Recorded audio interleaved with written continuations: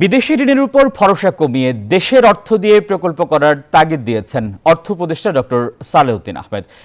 সকালে রাজধানীর আগারগাঁওয়ে এনবিআর ভবনে আয়োজিত এক অনুষ্ঠানে তিনি বলেন, কর দেয়ায় মানুষের হয়রানি কমাতে এই খাতে নানা সংস্কার করছে সরকার। এনবিআর চেয়ারম্যান বলেন, জোর জুলুম করে কর আহরণ বন্ধ করতে হবে। শাহনাজ ইয়াসমিনের রিপোর্ট। অর্থ আইনের মাধ্যমে প্রত্যক্ষ কর ব্যবস্থা করার পদ্ধতি নিয়ে আলোচনায় এনবিআর এর আয়োজন। বাংলাদেশ সিভিল সার্ভিস ট্যাক্সেশন আয়োজিত অনুষ্ঠানে উপস্থিত ছিলেন অর্থ ও বাণিজ্য উপদেষ্টা। শক্তের আরেক নাম, একদম ইউনিক স্ট্রাকচারাল ডিজাইনের কসমিক ডোর, থেকে 50 বছরেরও বেশি। কসমিক ডোর। প্রধান অতিথির বক্তব্যে অর্থ উপদেষ্টা বলেন, কর আহরণকে সহজ করতে কাজ করছে অন্তর্বর্তী সরকার।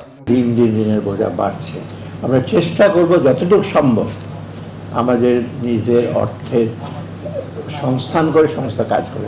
তবে এটা ঠিক যে নিজেদের অর্থ শুধু হবে না, আমাদের বাইরে থেকে অর্থ আনতে হবে। প্রকল্প বাছাইয়ে অগ্রাধিকার দিয়ে বিদেশি ঋণের ওপর ভরসা কমানোর কথা বলেন তিনি। অর্থাৎ এটা যদি ঠিক না হয়, আমরা শুধু বিদেশি বিনিয়োগ বা বিদেশি আপনার এফডিআই বলেন, এফপিআই বলেন, পোর্টফোলিও ইনভেস্টমেন্ট কোনটাই কিন্তু আমরা খুব বেশি আনতে পারবো। এ সময় এনবিআর চেয়ারম্যান বলেন, মানুষের ওপর জোর জুলুম করে কর আদায় করা হবে না। আমরা কখনোই জোর করে ট্যাক্স আদায় করব না।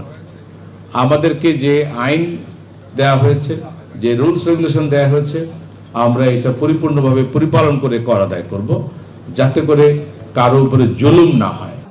এখনো পর্যাপ্ত রাজস্ব আহরণ করছে না এনবিআর, এটা বাড়াতে হবে বলেও উল্লেখ করেন NBR chairman. Desk report, news 24।